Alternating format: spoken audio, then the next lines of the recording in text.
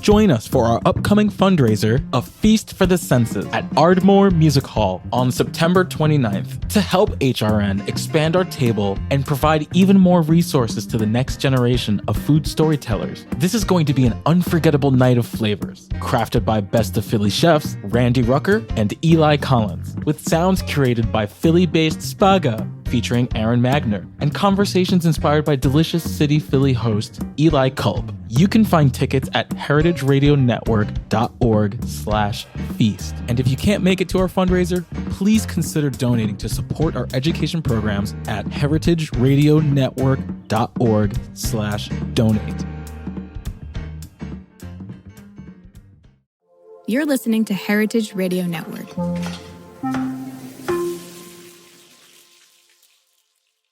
HRN is food radio supported by you. Learn more at heritageradionetwork.org. Westholme is working with the land to create nature-led Australian Wagyu. Westholme believes that when nature leads, flavor follows. Learn more at westholme.com.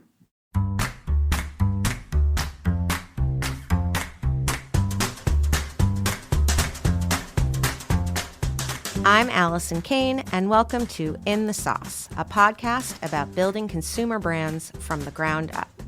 I love doing this show because I get to interview everyone from production gurus to marketing and social media mavens, anyone who can guide me on this crazy journey.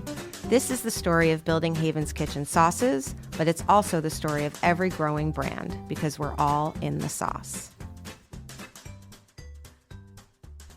Today, I'm speaking with Steven Singer, founder and CEO of Fody Food, the food company built for people with IBS and other digestive sensitivities. A 25-year-old CPG veteran, Steven co-founded Glutino Foods and went on to become a trailblazer in the gluten-free food industry, leading the company to over $70 million in sales and an acquisition by Boulder Brands. In 2016, Steven founded Fody, North America's first certified low FODMAP food company. Say that 20 times. The lineup includes sauces, ketchup, salsas, salad dressings, and snacks, and is available online and in over 10,000 grocery stores in the United States and Canada, including Walmart, Wegmans, Whole Foods Market, Kroger, and Thrive. Welcome, Steven. Thank you so much, Allison, and thank you so much for inviting me to be on the podcast. Yeah, well, this is a big one because, I mean, it's episode 245, which is neither here nor there, but we've been on a little bit of a hiatus. So people have been like jonesing for their next episode of In the Sauce. And I was like, who's going to satisfy the need? And it's you. So mazel on that. So I have intense pressure. I love it. Yes. Yeah, exactly. So I love having second-time founders. I think all of us who are first-time founders wish that we had a practice run on on another one. And so, before we get into sort of the details, and I have actually a really funny little anecdote about your company that you don't even know about, which I'm excited to tell you. But just, off the bat, glaring differences between the Glutino years, not even your, how you've changed or how you've adapted, but just sort of like then landscape versus now, ecosystem then, ecosystem now. Yeah, I mean, it's a great question. And obviously one of those that I get, asked a lot is, how is it different? How is it different? I mean, at the end of the day, the food business is the food business, and selling a product is selling a product. So that part doesn't really change. But I think the market changes. The way you market changes big time. I might remind the audience, the listeners, that we grew a company. There was no social media. Mm-hmm. So there was no such thing as posting this or digital that, or, there was no podcast. So this wouldn't have happened. Right. So, when you start feeling a little bit old when you say, back in the days when there was black and white television, well, it was kind of like that. But in the food industry and in selling a product, you sold it the old fashioned way, but old fashioned meaning 25 years ago, not 100 years ago. Right. And I mean, I talk a lot about that because I talk, I guess, a lot about how when I first opened the cooking school, it was basically like Instagram was just starting. And there was this like very clear difference in like the mid teens where there were these quote unquote D2C brands. They were like the Bonobos, the Warby Parker, even Glossier, right? Very, very clearly built as digital brands. And then there were the regular sort of like old fashioned traditional food retail brands. And there was no sort of joining the two until COVID.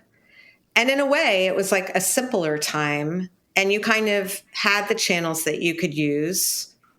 And there wasn't as much choice. And you didn't feel as pulled in so many different directions, I guess. But on the other hand, you didn't have as many ways to reach people if they weren't, in the store shopping in your aisle. So I guess, net, do you feel like you're excited about the different opportunities to reach new people? You also feel like it might be asking a lot to be in all those different channels? Like, what's your assessment of that difference? Yeah, I mean, I think yes, and yes. I think in some ways, one of the things that's one of the biggest differences is also the barrier to entry. Back when we started Glutino, it was back in 99. So we were talking between, let's say 99 and 2010 was our first, the first 10 years or first 5 years, whatever, from 99 to 2004 or 5. And you couldn't just start a company and post on Instagram and hope that it went viral or hope that you got this and that. Like you had to almost have, it wasn't even a question only about money, but you just had to have the strategy. You had to have the business acumen, so to speak, to go for it. And now I feel like companies pop up very quickly. You don't even know where they came from. And next thing you know, they're selling online, they're selling D2C, they're selling on Amazon. And 5 minutes later, they're in retail. And now all of a sudden you have competition. So from that perspective, I think it's changed a lot. Yeah, of course, it makes it easier for all companies when you have, social media outlets that you can reach millions of people, if you're lucky, in minutes versus, when we started Glutino. I mean, I won't go into all this stuff yet in terms of the differences, but it was very different on how you can reach, how many people you can reach, and how you did that. So obviously, it's the same playing field for all companies, but I do think that one of the things definitely to touch on this chat is you say experience. Everybody wishes they had a second go round, but sometimes ignorance is bliss. And I think in this case, entrepreneurship, one of the best parts is when you don't know all the answers and you just try things, Right. Yeah. I mean, I think on the ignorance is bliss thing, that's true.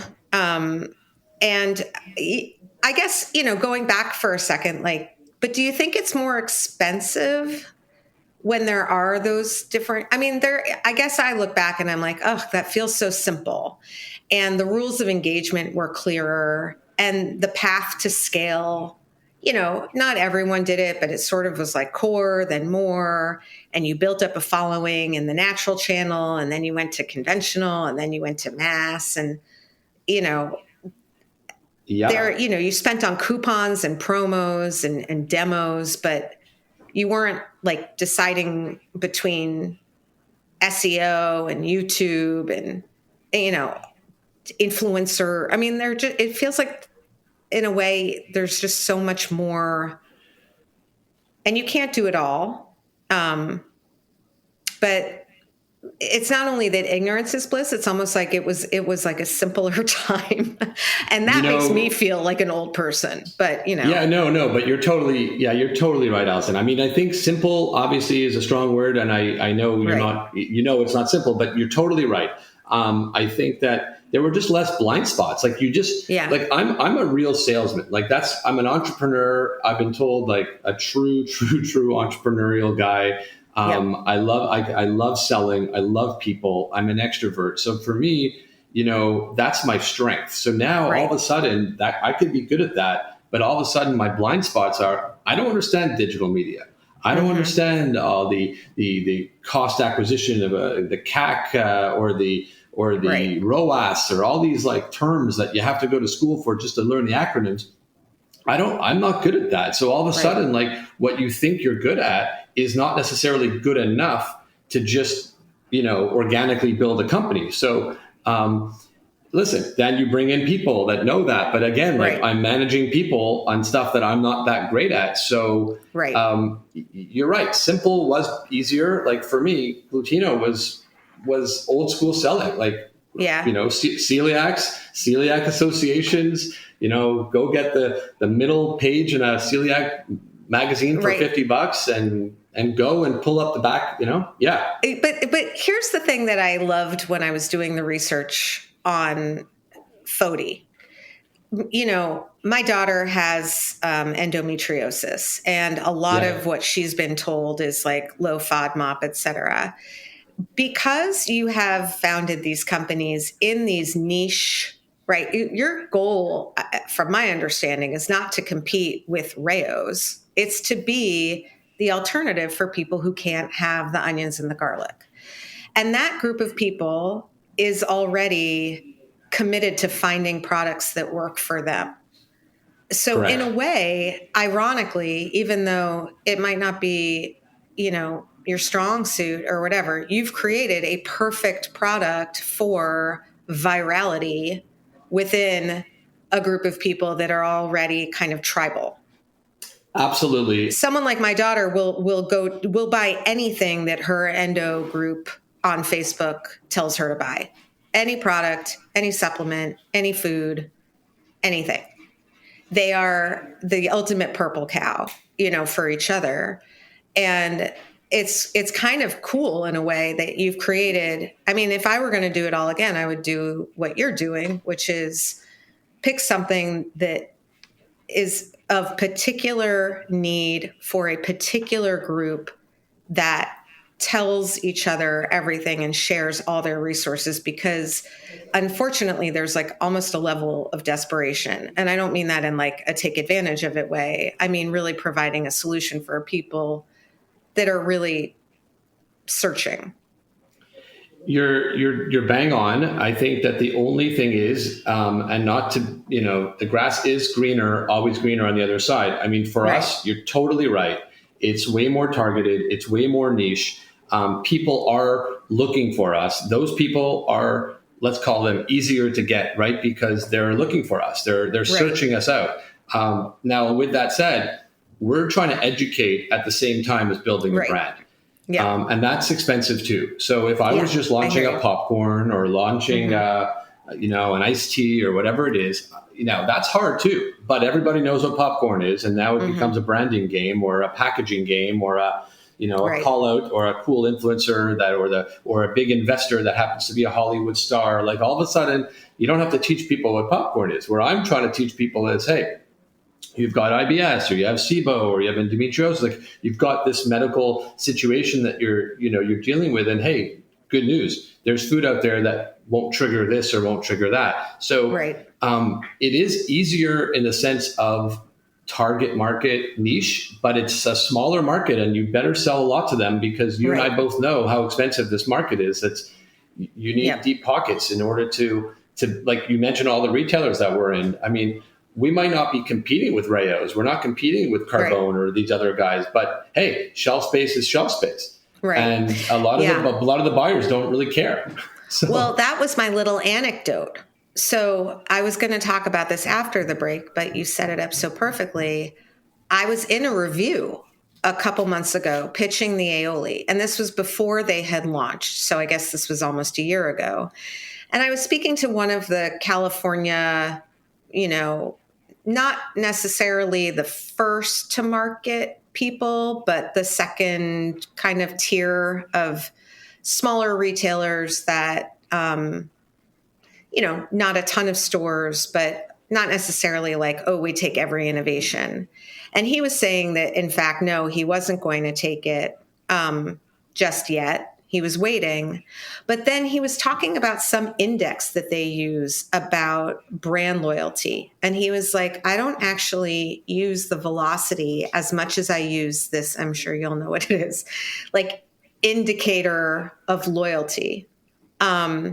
And he mentioned you as an example of a product that isn't necessarily expected to hit that category average or beat Right. it.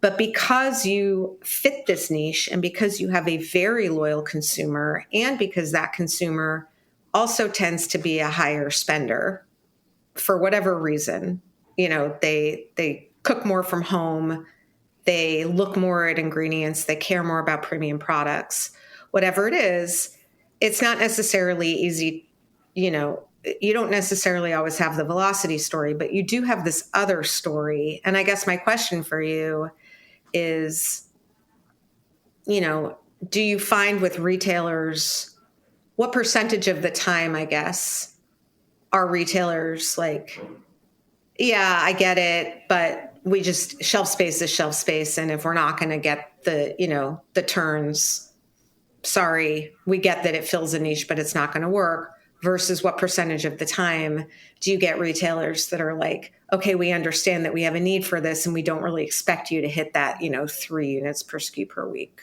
Right. I mean, great question. I think it's almost split down the middle. I mean, we get retailers that totally get what we're doing and they see it.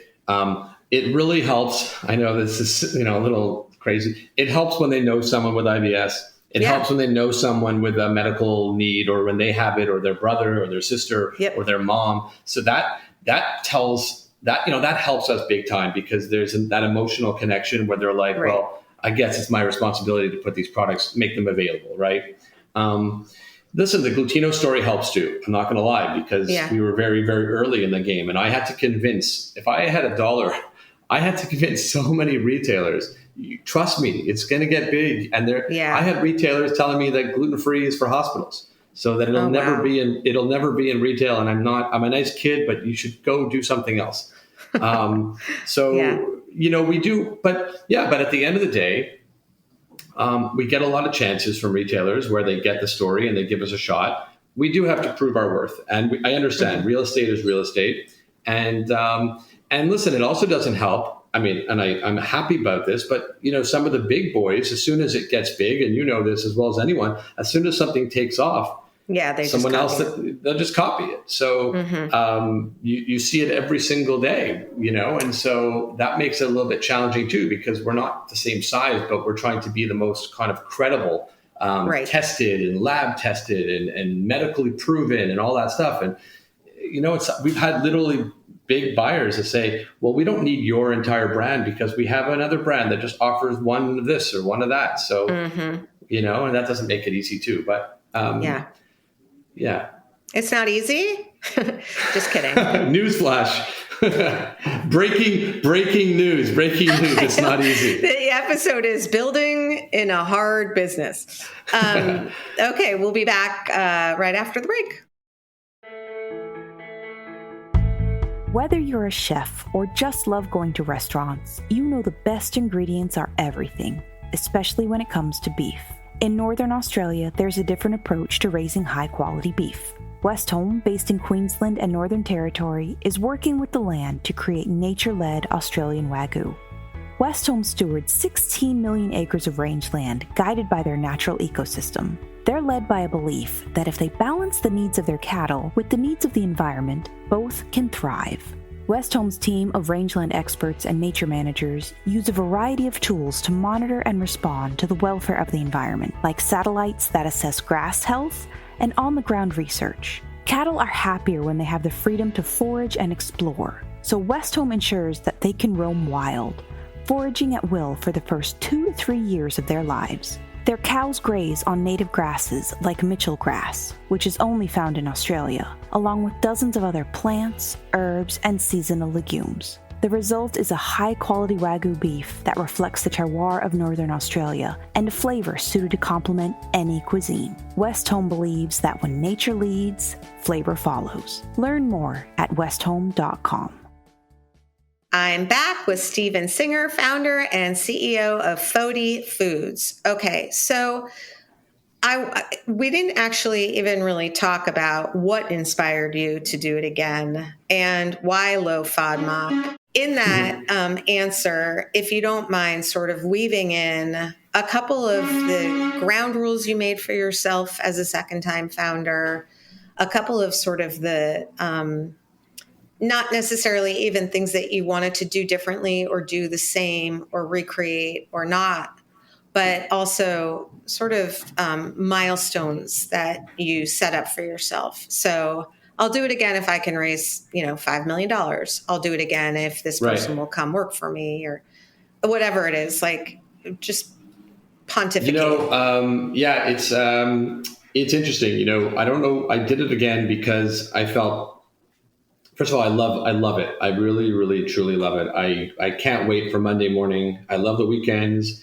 I love that it's football season starting. But at the end of the day, I cannot wait to go to work on Monday to try to build this. I find it the ultimate challenge.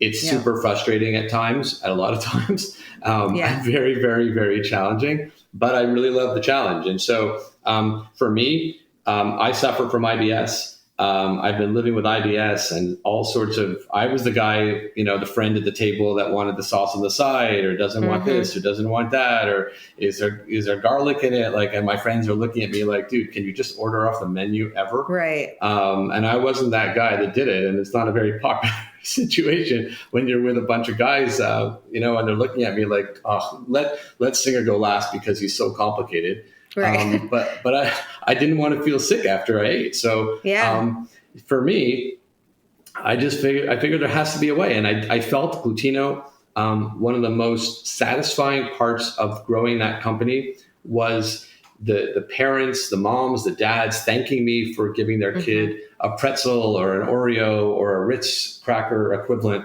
And so I just kept telling myself, like, why low FODMAP? Why IBS? Well, I had read about it and it seemed like something was taking off in Australia, which it was, and it was starting to spread in different parts of the world. And I did some more research and more homework, and IBS affects 1 in 7 people in America, which is an absolutely incredible number when you think about it.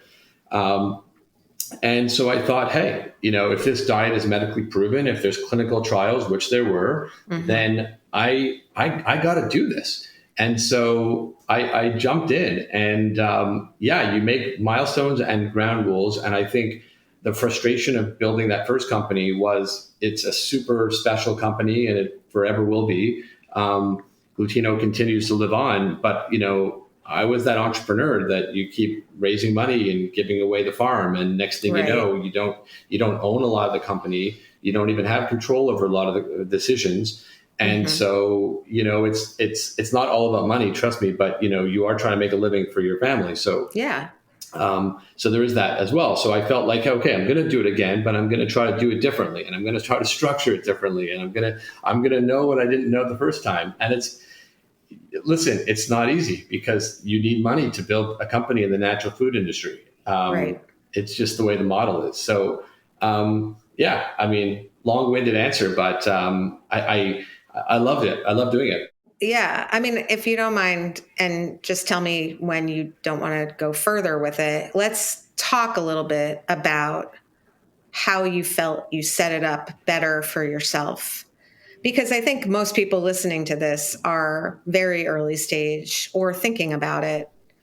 And I don't think people realize that when they see like exited for blah, blah, blah, or sold to blah, blah, blah, a founder could end up with, 5% at the end of the day. And if they have 2 or 3 co-founders, that could be even less. But yet you're, this whole idea that somehow we're all going to be able to scale by being bootstrapped, and that somehow our sales are going to actually subsidize our spending, I think is like a swing of the pendulum to the point where it doesn't even make sense. You got to scale, and you got to scale kind of quickly to retain the attention and the momentum. And that is not going to probably be profitable until you hit a certain volume, at least in most cases. And that's even, when you're really, really careful about your margins and really thoughtful, you're not spending on stupid stuff. But, in terms of structure, can you give a little bit more detail on maybe a difference or something that you would advise for people who are trying to be thoughtful about the way they set up? Yeah, I mean, listen, you nailed it at the end. I mean, there's certain things that are absolutely just unavoidable in this industry. If you want to be in retail, of course, you need to have the money for slotting and listing fees, and the marketing dollars and all that. Do I think that a lot of companies should prove themselves either in a very small region or online? I think that's probably a great way to start these days, because the UNFIs of the world and the KDs, while they're absolutely vital partners to our company and every company in the natural world, they're very, very expensive to work with. And it's you got to have crazy margins. And even then, it's very hard to make money. When you talk to people in some other industries that you're not profitable at whatever millions of dollars you're doing, they look at you like you should go seek help. They just don't get it. They're like, well, what do you mean? You give free food to people? I'm like, well, that's how you get on the shelf. And like, they're like, so it's very different. This time, I think I structured it a little bit differently, where I just I was running the company by myself.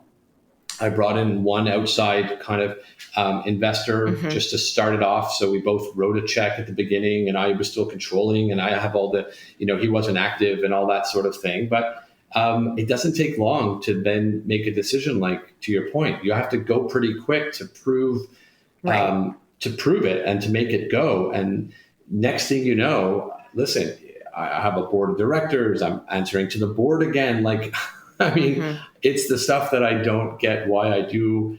But there are companies where you have that decision. You're like, okay, I'm going to start a company and I'm going to run it, and my kids are going to take it over one day, and I don't care how big it is. I'm just going to make myself X million dollars a year in sales, and I'm going to have a nice salary and a nice whatever, hopefully something at the end of the day to take home from the company. And I'll just do it for many, many years. But that's not like, from my vantage point, we are trying to capture an incredible opportunity in gut health and digestive wellness. And so it's like, let's build this as big as we can. It's a bit of a land grab, and you bank on a lot of things and you hope for the best. But key is you're hoping for the best. It doesn't always pan out in the timeline that you need. I'm curious about your opinion on this, because you've been in this for as long as you have. But it seems to me that the companies that are building sort of those more, family businesses, profitable, passed down, slower growth, that type of company seems to have a manufacturing component as well. It almost seems like if you are co-packed and you are not in control of your supply chain, you kind of got to go in the other direction. The family-owned businesses, and there are many of them that are very profitable, that are doing great. They're not necessarily big brands that anyone's heard of. They do a lot of, co-packing themselves, or they do a lot of private label, or they're just sort of the commodity version of the thing that you see. They have a lot of food service, those types of businesses. But I don't know many brands that are in that boat, because, I don't know. I don't know if there is a because, or if that's just like my experience, but I'm curious your thoughts on that. I think your experience is exactly my experience. Like, all of my friends or colleagues or whoever have those family businesses or are part of a family business, you're right. No one knows who they are. No one knows anything but their brands. And let's be honest, they have a lot more wealth than I do. And, they haven't started it, but good for them. Their family's generational, and they figured out a way to keep something in the family and going. And it's not about becoming a $50 million company and selling it. It's about becoming a $5 million company and making $1 million a year. Yeah. And you do that for 25 years. And you have your boats and you have your planes, and you're living a pretty cool life. So as long as they have their health, they're doing pretty good. So I want one of them to buy me. Yeah, exactly. I think a couple years ago, it was like, I'm going to get this to like 50 million. And then, Kraft Heinz is going to need me. And then I'll sell. Like, I think that just pipe dream has probably like taken flight now that it's like, you got to be profitable and it's more like 100 million. And, they're not really like that psyched right now to be looking at things like me. It's hard. I mean, it's not like that. It was like a .com era a bit for the natural food industry, where companies got to a certain number fairly quickly and got bought for a fairly beautiful price. And now, and everything and profitability was the least of importance. It was all about, don't worry, a strategic's going to buy you and they'll put you into their world, and don't worry, they're going to take out all the costs and you'll be fine. Well, that totally has shifted. And so, well, it also seems like they're divesting at this point. Like you hear about, Mondelez and Mars and Unilever and Kraft Heinz. And I mean, obviously like Kellogg's, right? Like a bunch of them are starting to sell back these brands, because it's not that easy, I guess, to just like all of a sudden pick up 30 points of margin because you put them on your trucks or, whatever it is. But exactly. It's a very, very different world. And they all, listen, the big companies have their own distribution, and the small companies rely on these distribution companies that are not very small brand friendly, even though they make all their living from small brands. So it's super challenging. And so it's the ultimate challenge. It's fun. It's rewarding. And we're helping people doing it. So that's what makes our brand so great. But if anyone's wondering if they should start a natural food brand, I think they should call you and I first. Yeah, I know. I've become a bit of a Debbie Downer. But going back to the, aside from the structure on, running it and funding it to some extent, differently, what were some other milestones? I've been 1 foot in, 1 foot out at various times. Like, okay, this is, I don't know what the hell I'm doing. And this is going to be a niche company forever. And I'll know if it's going to work if we get Whole Foods Global. I'll know if it's going to work if we can break out of the natural channel and get it. Like, and I'll know if it, I try to create these things for myself so that it's not like my decision as much as it is like the market has spoken to me.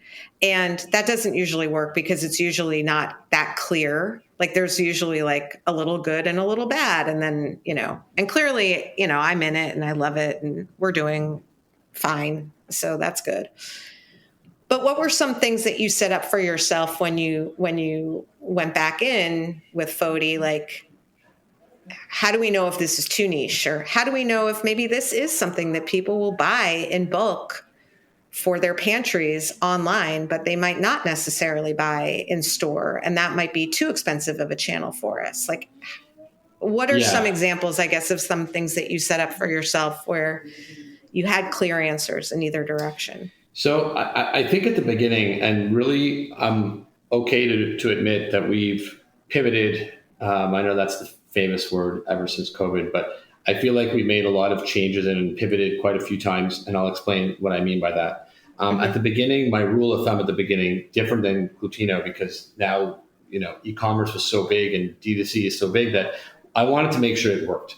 I wanted to make sure that what I'm selling, people would actually buy. And that was a home run right off the bat. Like the minute we launched, we had people buying our products, and it was like, wow, this is actually going to fly. How did you launch? Sorry.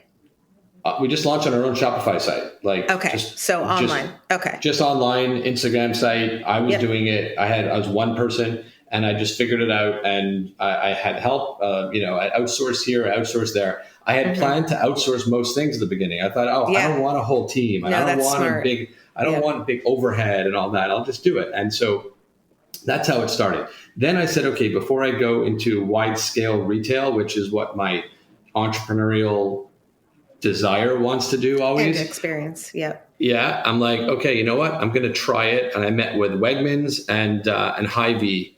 Why Wegmans and Hy-Vee? Well, Wegmans was, first of all, trailblazer for Glutino and so well versed in special diets and gluten-free. So I thought that they would get it, and they definitely did. And they leaned in, and they still do today.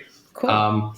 and Hy-Vee had a dietitian in every one of their stores. And so that said, okay, well, if I can't be in the store, at least a dietitian who understands what I'm doing will be in the store. So that I felt like, okay, they get it. And so that's where we launched. And so once I saw that was working, well, then it became, then Steven Singer, entrepreneur, psychopath, took over and said, okay, now I have to be everywhere. And that's probably where I don't say I screwed up, but that's where in hindsight, maybe we didn't need to go as fast as we did. And what year was that?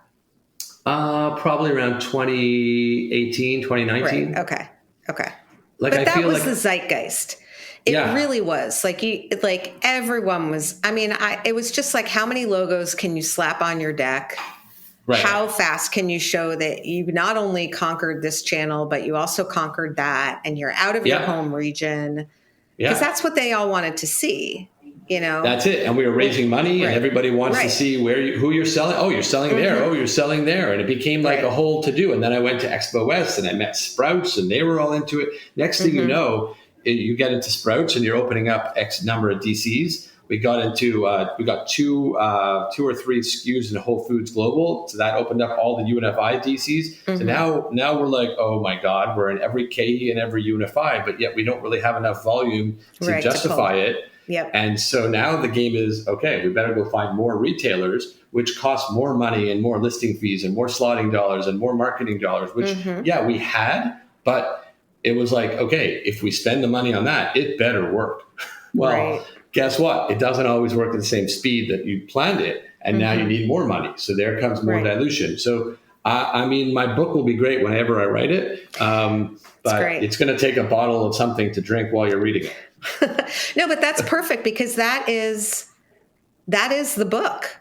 That is the experience, right? And I don't know why this is still sort of like an unsaid secret, but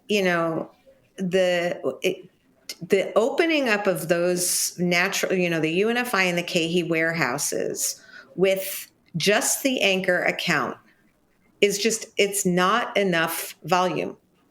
You need, and so it's a blessing and a curse. At least not for a small company. Maybe for a giant company, maybe, Yeah, no, for any of us sort of emerging brands. Exactly.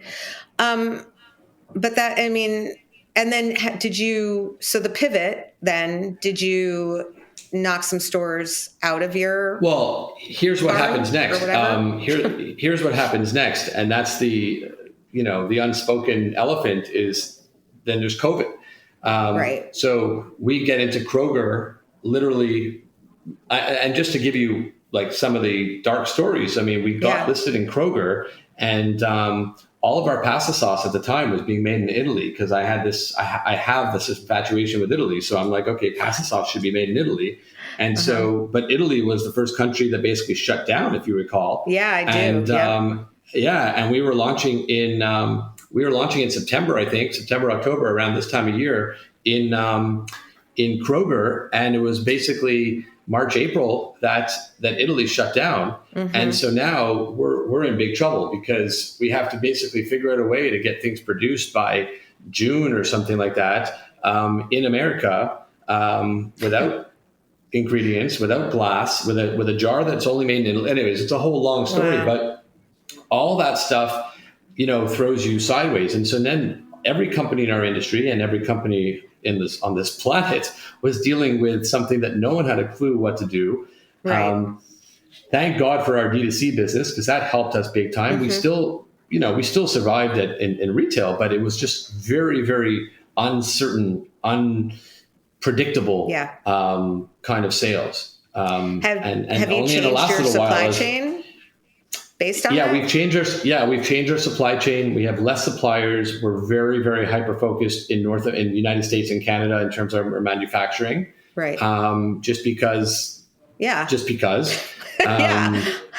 Well, and also the margins of bringing things over. Then after even coming out of COVID, the cost of freight. Right. I'm telling you things that everybody knows, but this is just live stuff that we deal with all the time. And remember when there was like the freight coming in through California went up 12x? Yeah. There was like some day where and it was like that one canal and then the thing got stuck in the thing. And that was nuts. Yeah. So we've been living through all this stuff, and it's only in the last, I'd say, 18 to 24 months where we said, okay, you know what? Well, we need to raise money and make it last. Our margins got compressed because of everything in the food industry and in freight and in glass and in, the cost of olive oil went up. Like everything has just kind of was a perfect storm. So we said, okay, well, hold on a second. We got to figure out a way to make this company profitable, because having a company that's not making money, even if it's growing, is not exciting enough to people. So we got to become profitable. So we're much more selective on where we list our products. We're very, very pro Amazon and on FodyFoods.com, where we shaved off a ton of operating expenses in our company. We're proud, because it's not always like the sexy part of the business, but all those costs that we're improving margins and lowering OPEX, it feels amazing to see that and to make the company healthier. And it allows for healthy growth, so that when that time comes, if it means selling the company or whatever it is, people will be looking and say, wow, this company has no debt. They're profitable. They're growing. They know what they're doing. To me, that's exciting too, even though it's so much about entrepreneurial growth as it is entrepreneurial controls and structure. Right. It's also, I think a lot, and this is personally for me, the pain of, a lot of us are in this because we want to build. We like growing teams. We like bringing people into the story. And unfortunately, when you say shaving operational costs, I almost immediately go to cutting G&A and basically making the team smaller, which, pretty much everyone I know has done right now. And to your point about when you started, not over hiring and bringing people in for salaried jobs that you could do with freelancers or agencies or fractional support. I'm just, for the people that are thinking about how do they build in this environment when there isn't money kind of just like coming out of every crack and crevice. Yeah. It's small team, it's high margin, and it's like what you said, it sounds really stupid to just say, lean into your most profitable channel. Yeah. But if you are a niche product and you are something that you might be the only salsa that someone can eat. So they might actually buy cases of 12, I would imagine, on a pretty consistent basis or subscription basis.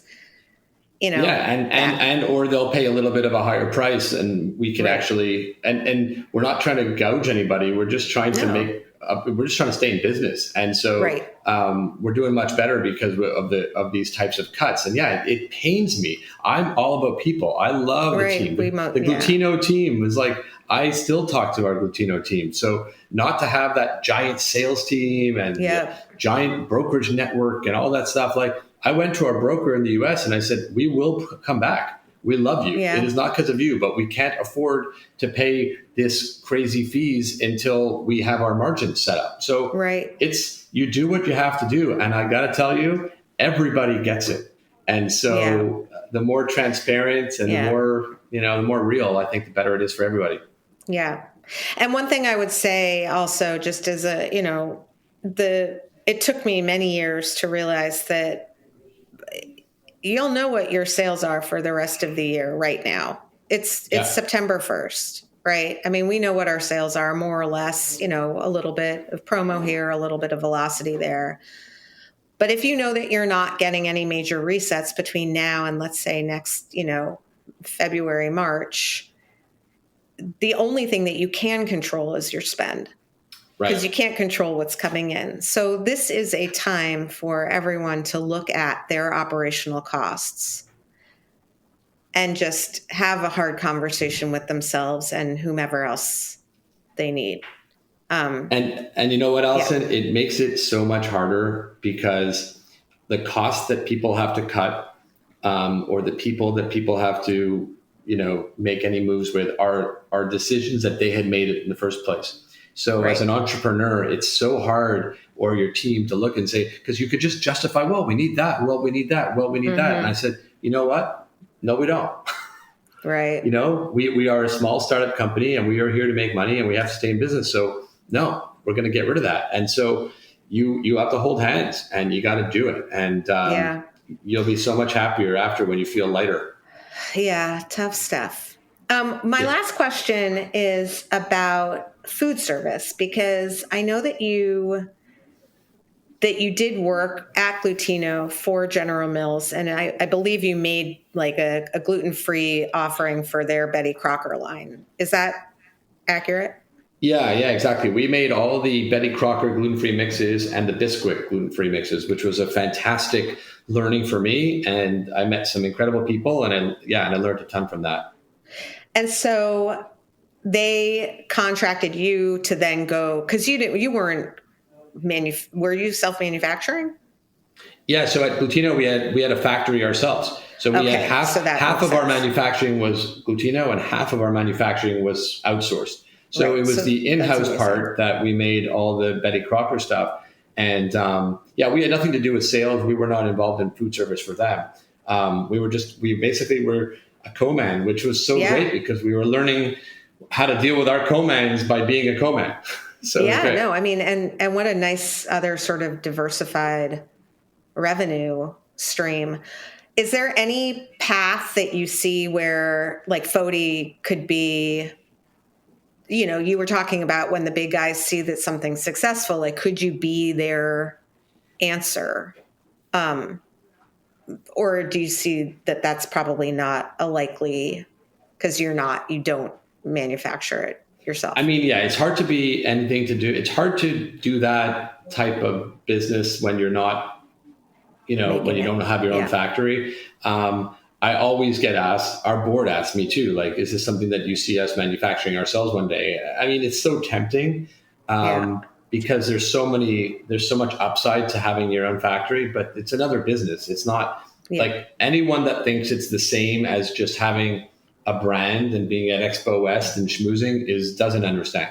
I mean, it's the QA involved, the quality and the this and the FDA. Yeah, it's a totally different labor force too. Totally different. Yeah. So you gotta be ready for that. And if you can do it, kudos to you, because I mean, there's no better way to have margin than to make it yourself. Shout out to Matt from Rind, because he did it, and I think it was like decades of margin points. Matt did it, and others have done it, and I think it's so tempting. I'm not doing it. I just want you to know that right off the bat. I am not buying a manufacturer at any point. Well, if you want to make sauce, Allison, I will be your first client. So let's go there.